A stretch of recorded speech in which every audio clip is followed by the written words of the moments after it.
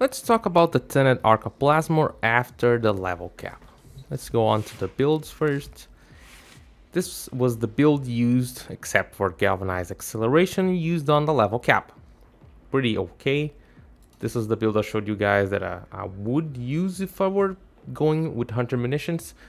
But yeah, really, I just reorganized the mods, and the difference really is between the laser sight Hunter munitions, contagious spread, prime chilling grasp. You could even, since I have a toxin progenitor, and if you have a toxin progenitor, you could simply drop this, the highest priority. Yeah, you will still deal a pretty decent amount of viral damage. And you could instead use laser sight, help with the consistency and all that good stuff. But I just decided to stay with this, and it worked pretty well. I think if I used laser sight, it could be even better. But I've been testing around Zada's Whisper, and let me show you some clips. In this first clip, you can see what the projectile kind of does inside Zada's Whisper. You can see it pretty much going around the target, and there's going to be a bunch of more clips and slowing down, trying to show you the different damage instances are, how as it bounces, it deals damage. Of course, sometimes it happens so fast, it is really hard to see. But if it's almost instant, it's probably the multi-shot, but if it takes a little bit longer, you can just see that it is the projectile bouncing. And it works much better with surfaces. Right here, you can see something kind of weird. You can see that it's probably more than one instance of damage going on there. And it's hard to tell if it's the multi-shot, but you'll see it in some other clips too. You can see there's an extra line on the very middle, an extra red line on the very middle, a tiny one, which then it's kind of hard to tell if it is the projectile bouncing so hard, if it is the multi-shot, or if the damage is somehow overlapping on the health bar, or if that was just a tiny instance of damage that just happened there. It's really hard to tell. Here's another example of how fast things happen. It seems like I took him with one shot, one damage instance, but actually projectile hits, takes a big chunk of the overguard, and then as it bounces, it actually kills the target. The projectile not only bounces on surface, it can actually bounce on enemies. So here you see that pretty much two enemies got caught in one, like inside of one void proc, and then the projectile bounces between them, and then you'll see multiple damage, let's say, instances going on. Now take a look at this. How do we even explain this? Look at the health bar. What's happening? It's really hard to tell. So many different stuff going on there. It seems like there's multiple damage instances overlapping themselves. Really hard to tell. It's just so crazy. Actually, the projectile got caught into the void proc and bounced to the object on her left. That's how it happened. This is probably the best example of how the bouncing goes. Look at all the individual damage instances. It's not one big shot, it's multiple smaller hits. And the hard to explain goes on. Yeah. More clips on the end. All of those clips were from the run. Only a few of those actually made it into the video, because whenever I felt like I was seeing a projectile bouncing and dealing multiple, let's say, instances of damage, I would just hit record. And so the thing I could notice, not only from testing there, but also testing here on the simulacrum, summoning like only one enemy, shooting from as many angles as I could, is the following. Zada's Whisper is good for single target, of course. If you try to shoot them with Zada's Whisper, you're just not gonna get the projectile going to the enemies. It's gonna stop on the first one. And what Zada's Whisper does is it pretty much traps the projectile into the bubble, into the void proc. So, and also adds quite a crazy amount of damage. But the thing is, we're trapping the projectile, but for the projectile to deal damage again, it really kinda needs to hit another surface. I might be wrong in this, but this is what I feel like it's happening. It really needs to hit a surface. It really needs to bounce on a physical object. So if that actually doesn't need to be, I think you could even see that there. This don't actually need to be a surface, as it can bounce from another enemy. So essentially, if you have grouped enemies, it works better because you're going to be hitting multiple enemies, getting the projectile to bounce and hit multiple times. Or if you just get them like close to a wall, and you can just bounce on the wall and keep inside the void proc and just keep bouncing and hitting. You could see that on those clips. They were always close to some surface, be that a stair, a wall, or even anything that was on the terrain, any building, any object. There was just something close to them. And I really think that was the deal. So Zada's Whisper does help.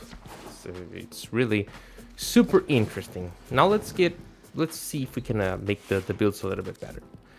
You see, I was dealing pretty decent damage against these guys, but as you can see, both Banes are for Grenier, and I'm shooting Corrupted. I do have another Riven. It's a little bit better on the damage and crit chance, but a little bit less on the crit damage side. Also doesn't have a Bane, but it's gonna be pretty decent against other factions such as Corrupted, which is what we have here. Let's change it to Corrupted and see how it's gonna be dealing now. Should be much better. Will we be able to one-shot? Sure, yes. Unarmored, yeah, no problem. With armor, kinda. It's pretty close actually. If it hits a surface, then yeah. If it doesn't, kinda inconsistent. Yeah. Sometimes it does, sometimes it don't, but it's still pretty freaking good. Now, what do I want to take a look a little bit better is on the Hunter Munition build. Because my progenitor is Toxin. So this is the build for Hunter Munition. It's going to give you the crit chance. It's not going to be that hard. I'm still using Deadhead, but maybe Deadhead might not be the best thing here. Just because, yeah.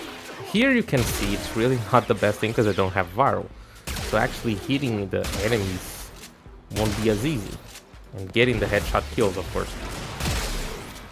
Because even with armored, unarmored targets. But once we get the stacks, you'll actually see some pretty decent damage. Again, not using a Bane for Corrupted. This is a Bane for Grenier. So after we change the Bane, this should be some pretty darn good one-shots. So that was nice. The bounce, the damage, the procs, pretty nice. So what I'm thinking that might be a great option. Riven is always good. I mean, if you don't have a Riven, maybe using laser sight on its place might just be a great thing. But yeah, since I have the Riven, I would use the Riven. If not, I could trade for this to get some more consistency on the crit. And again, if I wasn't using the Riven, I would be using laser sights. And somehow I have that. So let's put our Bane of Corrupted and put some more. Let's put. No, I already have this. So we're looking for maybe ram rounds. I think that's the stuff. Funny enough, no, it's not. It's I forgot which one is the skull damage. Frigid Blast. Then we have Viral. And if you actually look, even without Frigid Blast, you're probably always gonna be using Galvanized Savvy, as the weapon actually has a multiplicatively CO. So that's pretty good to use it as much status as you can. 58% status chance. That is pretty good. With this, 79%. It feels like a waste if you don't have something to proc with this weapon. It really feels like it. Maybe you could have something like electricity, or maybe even a heat. Could also work pretty well. But now since we have viral, getting our stacks will be even easier. And just putting some some viral procs on them will be even better. Look at those bleed procs. That was a 500k bleed right there. And we're still dealing really good damage. 200k, 200k, which is actually pretty nice. If I was using that Riven with a Bane of Rainier and I was fighting Rainier, damn, these bleeds would be crazy.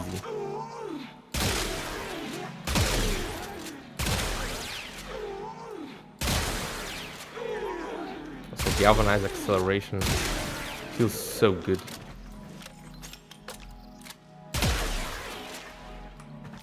It's just so crazy that you're hitting it, something that it bounces and it deals a crazy amount of damage. I'm missing that. Oh my god. Huh. So it's the angle. This is impossible.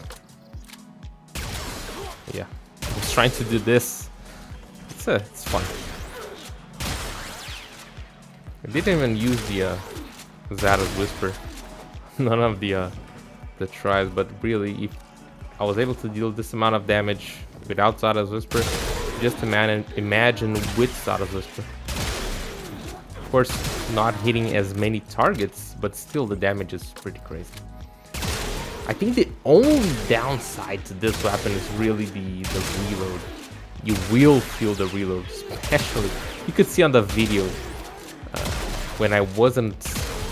If I had to reload during a demo queue, that would take a crazy amount of time. By using Zada's Whisper, again, hitting a surface, I think it feels like it is the best thing to do. But sometimes I would just shoot at their feet, and then I would get some pretty interesting results. It's really just a little bit hard to say, or maybe shooting from above, you'll also get the shot to bounce on the ground and deal a second instance of damage, let's say. It's really a lot of possibilities, especially good if there's terrain or objects around. Feels like it works the best when those are just around. So yeah, that's what I wanted to share to you guys, what I was able to find with Zada's Whisper and how I kind of think it works. But it might not be everything like this. Let me know if you found anything different, or if you have anything different to share. Leave it in the comments below, leave it a like, and consider subscribing.